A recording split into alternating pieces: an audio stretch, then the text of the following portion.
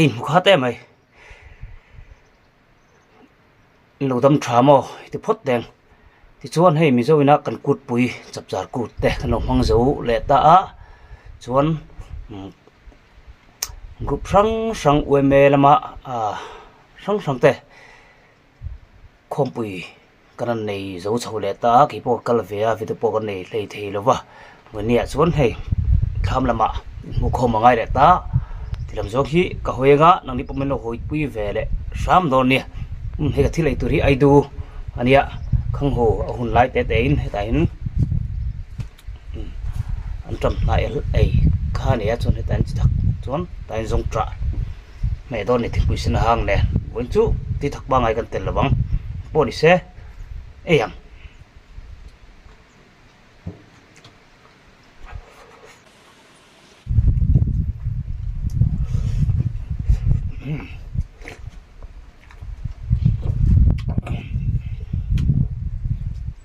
mình ai đâu có về khách nữa tôi cho được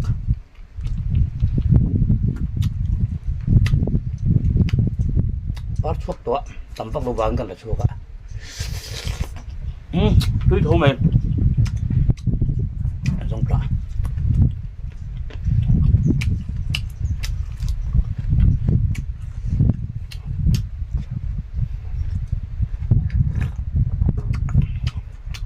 ông lấy rồi đến thì ấy chỗ này rất là ngon nhỉ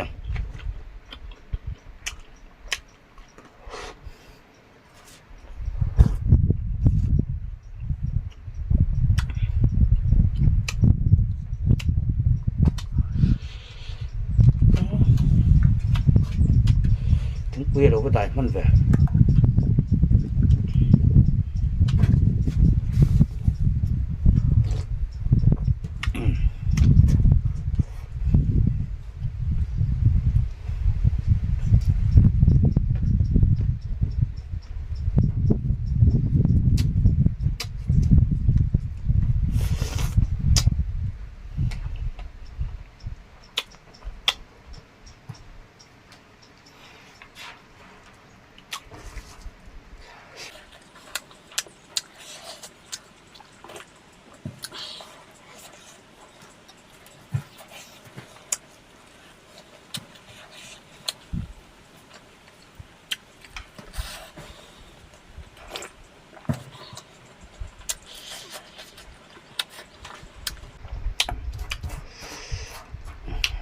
ai đút đi khó mà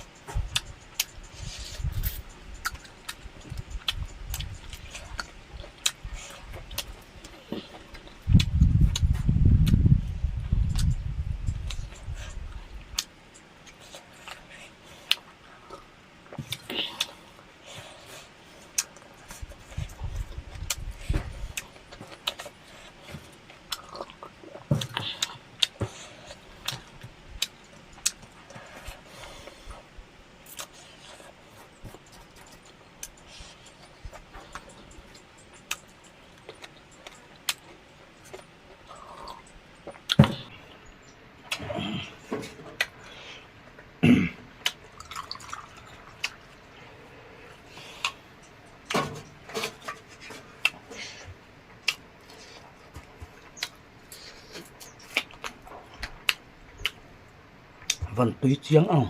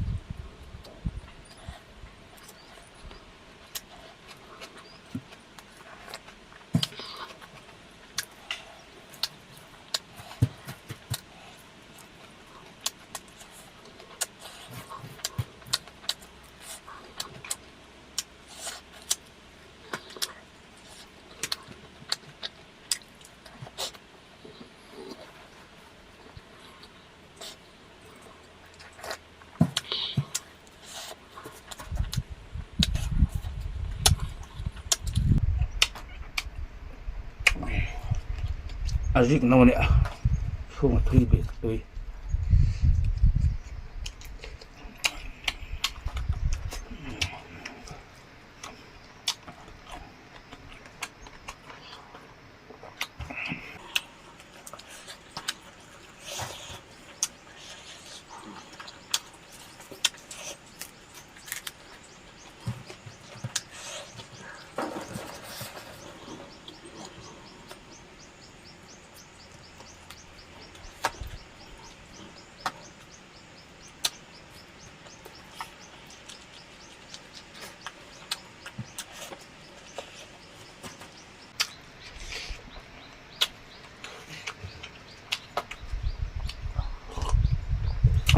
không có có hệ về nó không huy rần đều ngay này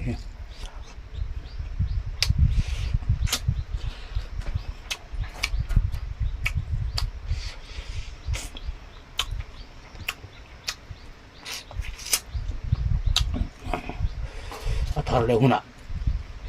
các đồng giặc luộc bằng đôi giòn tục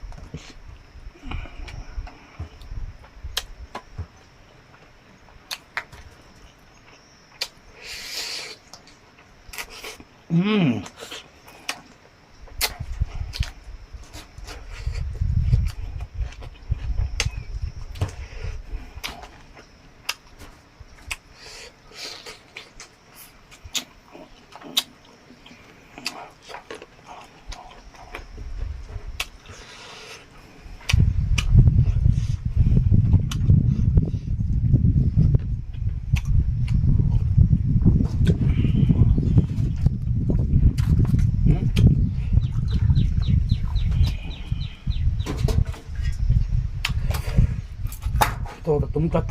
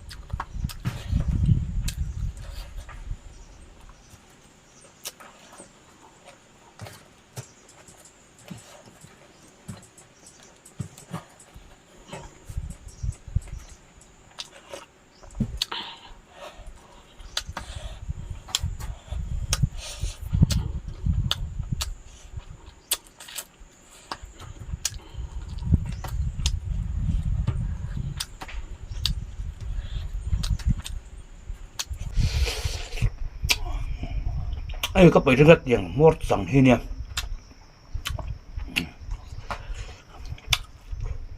trên ở buổi bốc dòng hình trên có bảy bốc ạ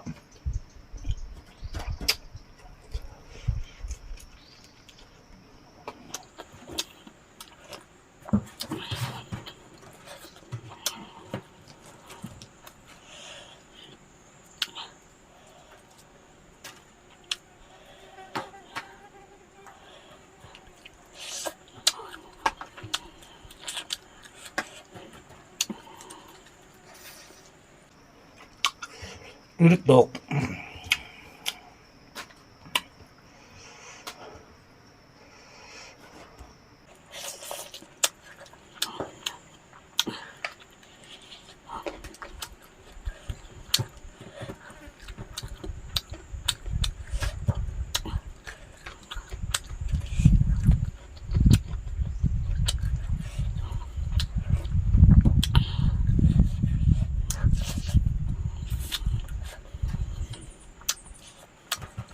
cho nó rất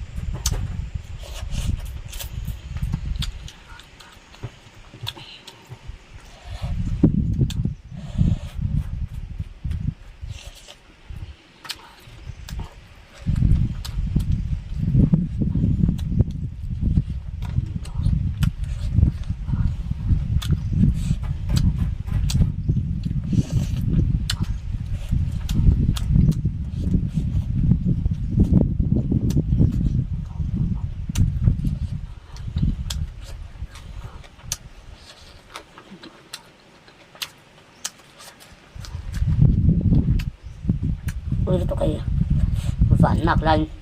tôi nào chuột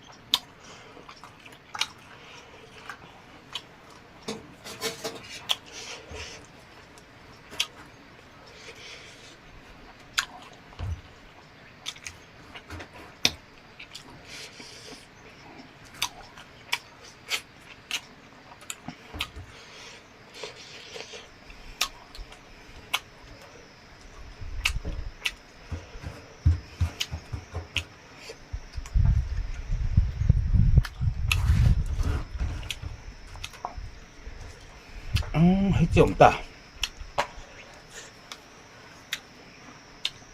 cái điều trăm nữa nghe một này ấy giống hóa thì một sẽ vẫn chưa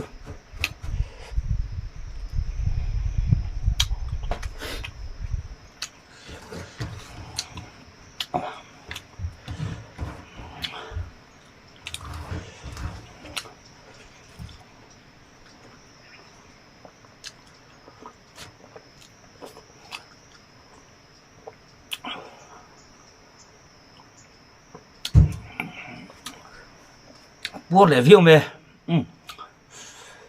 bố đi xe vì tôi mình lúc hiện còn sạc lẽ cả lốm nó tục bây giờ phải hin đủ tâm được lâu xe đằng châu thì chuan đi đủ té nó có thục lẽ nó còn khám chuột áp hạc rắc kem cái sa tăng á chuan cái phang à mình chuan đạp cái phang bốc giờ vai bọn nuông lại phát cùng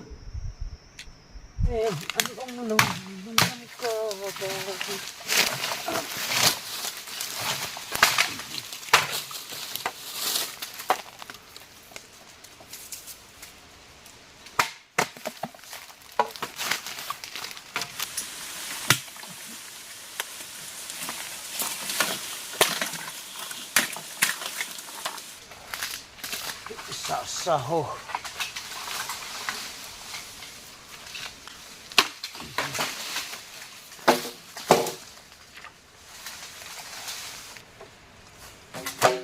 saram pang chu thu tok le photi la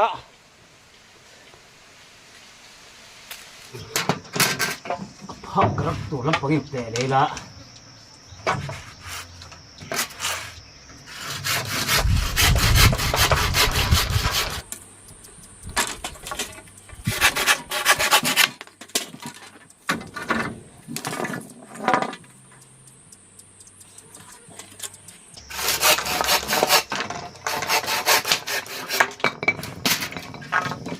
số lại ta hừ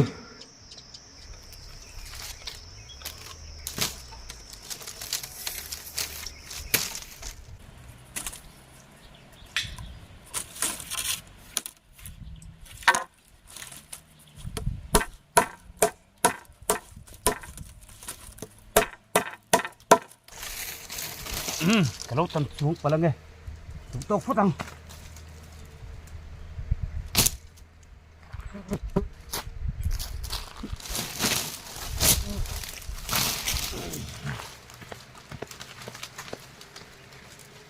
rồi bốc phút nắng con nhỉ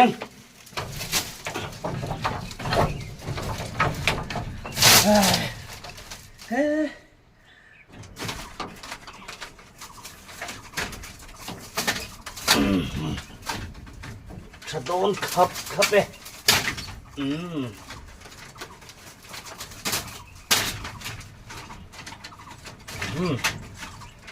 เฮ้ยขับไหนเฮ้ยน้ำปลาจังเหียนเส้นเปรี้ยวเลยนะ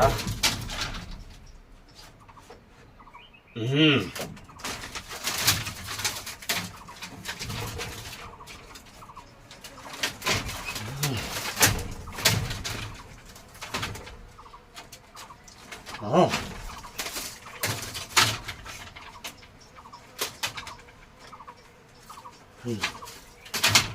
yêu đậy thôn đâu nhỉ đấy tụt tịt vé đó hắn nuông ta hắn nó tụt thế nó xin tham ta pa cần chu về ta tại